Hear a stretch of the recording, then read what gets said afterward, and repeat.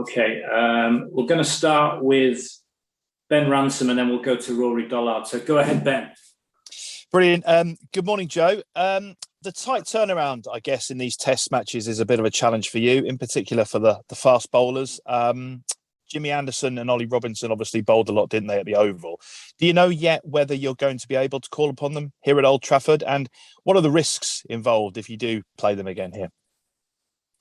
That's something that we'll weigh up over the next couple of days. We use these 2 days, I think, really important for recovery and making sure that they're in a position to play Test cricket. I think one thing you have to do is you have to trust the medical advice that's been given. You speak to the guys that understand the science behind this, and also speak to the players as well that know their own bodies better than anyone else. And you never want to go into a Test match putting someone under risk of injury. You want to make sure you do the best thing for the player. But as you don't want to go into a Test match and someone go down injured and you've got one less bowler at your disposal as well. So there are a number of things to factor in, and of course we'll make sure that we feel very confident that everyone is fit to take the field and to put in a Test-worthy performance as well when it comes round to selecting a team for this game. There was a lot of talk from the pundits in particular after that Oval Test about the way India play under pressure and the fact that potentially they cope with high pressure moments better than the England players. Is that something you agree with? And is it an area that you believe this group needs to improve? I don't necessarily agree with that. I'd say that within this series, there have been half an hour periods of the game where we've not managed it as well as them, and it's really cost us. And we're sat 2-1 down instead of potentially 3-0 up. You look at Lords, that's at half an hour with ball in hand, and then you look at that spell of bowling from Bumrah last night or the other night, and they've really cost us the 2 games. And it's just managing those passages better, I think, collectively. Finding a way to get through a difference batting group, being smart about how we're going to go about containing it and getting out that lower order is things that we need to make sure that we're better at, and that we're learning about as the series goes on, and over time we make sure that when we're in those situations again, we're on the right side of it. Lovely, thanks, Joe. Cheers, thanks, Ben. Thanks, Ben. Let's go to Rory Dollard. Thank you very much, everyone. Joe, can you confirm that Joss will be back as your vice captain this week? Yeah, Joss will be back as vice captain and he will keep wicket. Okay. And then that leaves one more decision, I guess. So it's Ollie and Johnny for one place. Is that a choice you've made yet? That's something that we'll consider over the next couple of days and make sure that we're happy with going into the game. Got you. In terms of Jack Leach coming back into the squad, I wonder if you could tell us where you reckon he's at. He's maybe someone who hasn't always had tons and tons of bravado and confidence in himself, perhaps, but at the end of the winter, it seemed like he was really leaning into that role as the number one spinner, and he hasn't played since. Just wonder where you reckon, from your, I don't know if you've chatted him today, or where you think he's at right now with his game and his sort of self-belief. Yeah, I think that he'll have really benefited from going away and playing some cricket. I think it's really important that he got the opportunity to do that, and I think it'd be better for that coming back in to this squad. And I'm sure he'll be desperate to take an opportunity if granted one. I've not seen the pitch as yet. What you can get sometimes here at Old Trafford, it can spin, and that could be an option that we have to look at with 2 spinners. But he's done some fine things for England, as you mentioned. You look at how he performed this winter, and even before that as well. So look, we'll know what he's capable of, and we know that he's a fine player, and I'm sure that in himself should give him a huge amount of confidence. Do you see him, you say about playing 2 spinners there, does Jack have to get in the team as the second spinner? I'd say that Moeen Ali is our first spinner, yes. Got you. And just lastly from me, how, we talk about home advantage, I guess, a lot, but Old Trafford's been somewhere you've played a bit more than anywhere else recently. You were there for 3 tests last summer. I think you won them all at Old Trafford.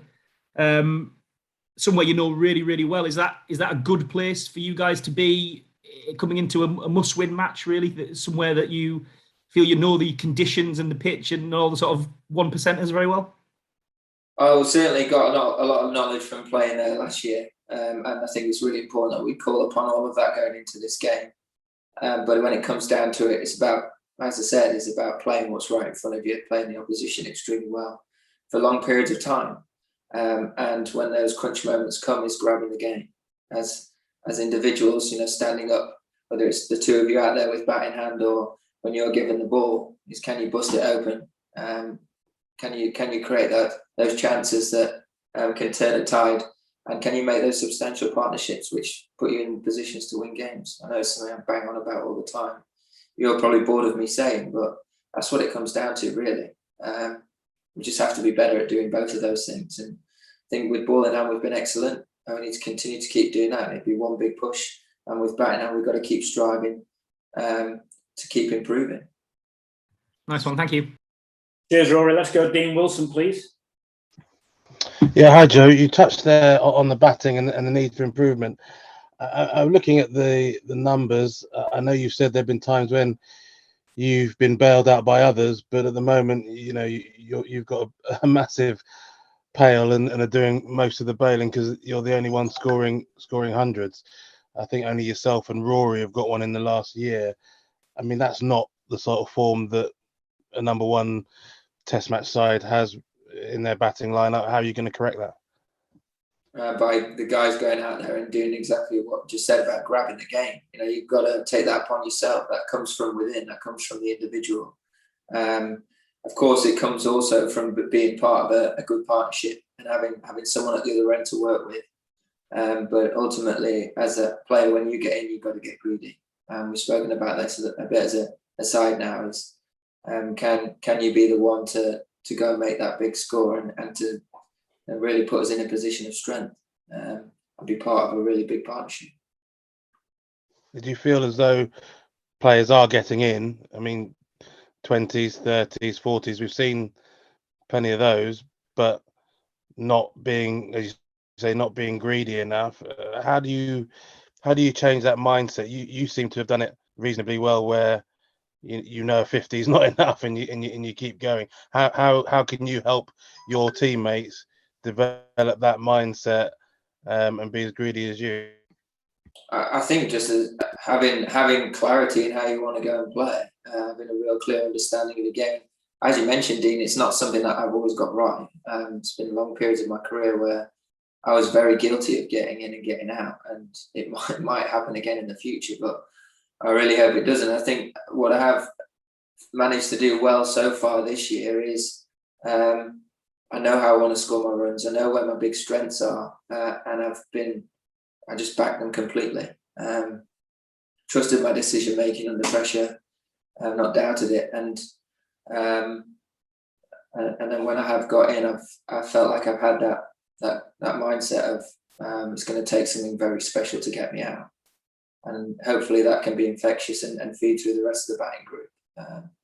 But it just takes that one person really to go on and do it, and it can very quickly spread like wildfire and feed into the rest of the group. So hopefully that can materialise this week. Thanks. Thanks, Dean. We'll go Andy Bull and Paul Newman. Yeah. Hi, Joe. The international schedule's out for next summer. It came out this morning. Very exciting and busy summer, but they're still working on the domestic side of it. I was just wondering if you're going to be part of those conversations about the first-class schedule and what, if anything, you'd like to see to sort of give your test team the best chance to succeed, really, in terms of what you want from that first-class schedule.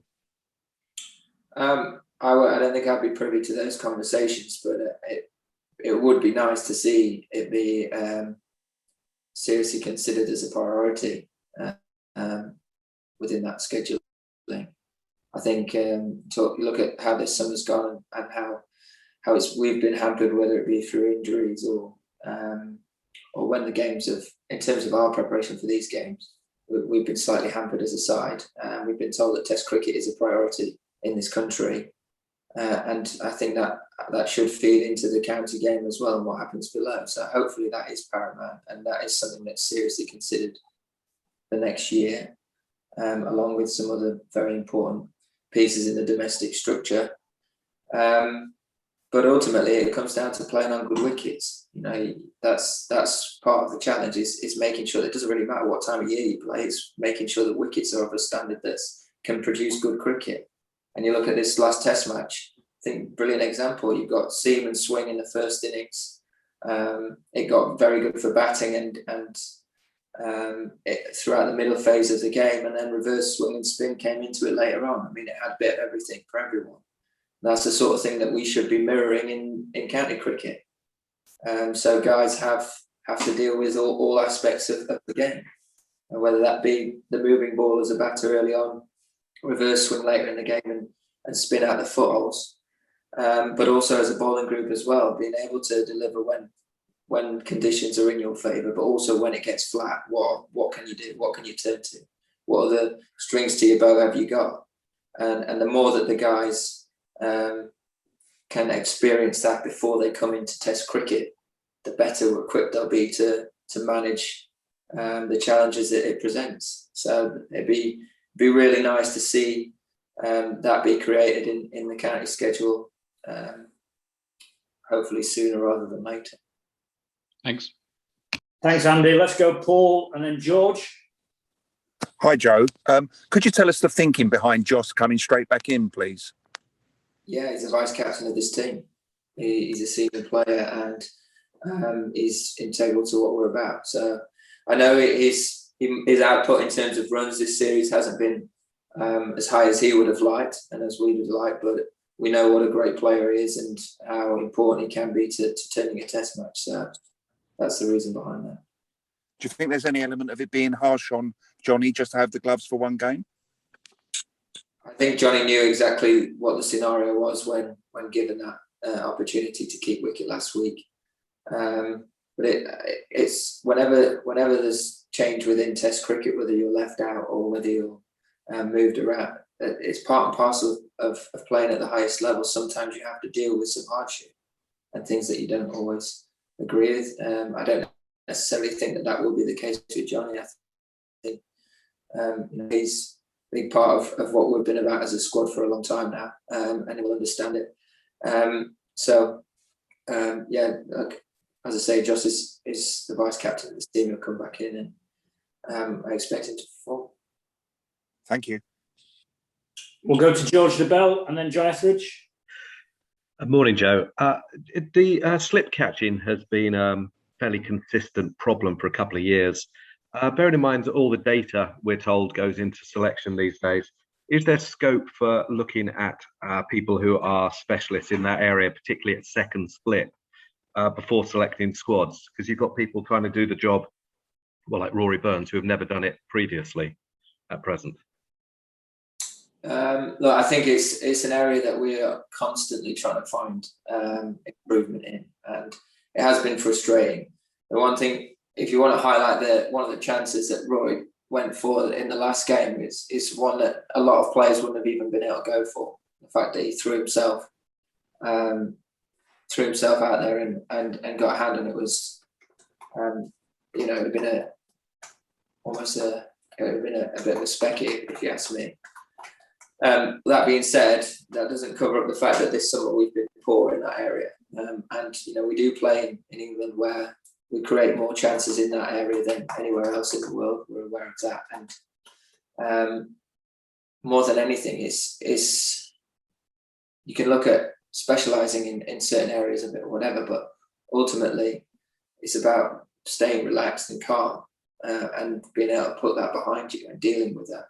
That gives you the best chance of catching the next one. You look at, if you were to come to our practice and see how the guys go about it, they're all very skilled in that area. They're all very capable of taking wonderful catches, but it's how you deal with the next one that's a constant challenge and one of the big pressures of the game. It's something that you just have to keep putting yourself out there and giving yourself the greatest chance to take the first chance in the next game. Okay, thank you. Okay, John Etheridge, and then we'll take two from India to finish off. Joe, apologies if you've been asked this already. Are you optimistic that Ben will join you in Australia this winter? It's not even a conversation I'm willing to have with Ben. Ben will tell us when he's ready, and I think that should be respected by everyone. I'm certainly going to put any pressure on him. I think it's completely, he's got to look after himself and make sure that he's happy with where he's at before he even considers playing cricket again. So, as far as I'm concerned, I just want him to get himself back to where he needs to be. And a general thing with Australia, I appreciate your concern and focus is this match coming up, but you usually leave probably in a couple of months' time, and everything seems up in the air really with regard to even where the matches are going to be played potentially, and wives, family, the whole lot. Is that becoming quite sort of exasperating for you, frustrating? Yeah, I think everyone wants to know what's going on, and the sooner that can be put forward to us, the better. And as players, I mean, all we can focus on is this next game. Really, we can keep having good, honest conversations and trying to prepare ourselves for what we're likely to face when it comes round. But we've got to try and look after the here and now and make sure that we put in a really strong performance here at Old Trafford. And when we do get that information, then we've got some discussions and decisions to make. Thanks, John. We'll go to Srinjoy and then Sayak. Go ahead, Srinjoy. Good morning, Joe. Good morning. So India have one of the best fast bowling groups going around, which is a huge deviation from their age-old strength, which was spin. Now, when suppose a particular type of track is being prepared, are you guys wary of the threat that might come with it, or do you firmly believe the home team should back its strength and not worry about the opposition? Also, a word on Javo's triple invasions. Sorry, can you repeat the end of that question, please? So do you firmly believe the home team should back its strength and not worry about the opposition? Also, a word on Javo's triple invasions. I think hopefully that's the last we'll see of Javo from my point of view. In terms of home advantage and stuff, it's always going to be there. There's always going to be an element of home advantage. I do think in this country that at times it can be hampered by the weather because of the amount of rain that we have. It can disrupt how you prepare a pitch. So sometimes you don't get what you'd expect at a certain venue. So, for example, at Old Trafford, it can be very different conditions to what it could be at somewhere else in the country because of the amount of rainfall that you have. And it's a slightly different square anyway. But from my point of view, I'm encouraging players on just really good test match wickets. I think that's really important. If we're going to be the best team in the world, we're going to have to be able to play on wickets that are good and flat at certain periods. We're going to have to be able to manage bowling on wickets that are good for batting for periods. We're also going to have to be able to learn to deal with scoreboard pressure as a batting group. We're going to have to be able, as a spin department, be able to bowl for long periods of time, whether that be to hold the game or to deal with pressure of a spinning wicket towards the back end of a test match and deal with trying to bowl the side out and having that on your shoulders. So from my point of view, I just want in England, in English conditions, good wicket. And hopefully that's what we get this week. Okay, last question, Sayak. Yeah. Very good morning, Joe. Good morning. Yeah. So, Joe, what your and your team's approach against Jasprit Bumrah? I mean, we saw, that how devastating he was in the last day of the previous test. Yeah, he bowled a brilliant spell, and that's why he's renowned as one of the best fast bowlers in the world. But we've also played him very well throughout this series at times as well. And I think it's really important that we remember that as a batting group, that we've had a good success against him too. We only have to look back again. I thought we played him exceptionally well. So that's Test cricket. Sometimes you could also argue the same about Jimmy Anderson and the way that he's bowled at times within this series and the pressure he's put under the Indian batters. You've got two very high class performers on either side there that have managed to bowl spells of bowling that have turned the tide of a Test match within this series. So I think it makes for great cricket. It's a great challenge for us as a batting group to face someone of his quality, and very much looking forward to us going toe to toe with them again this week. Okay, thank you. Okay, thanks everyone. Catch you soon. Cheers. Cheers, guys.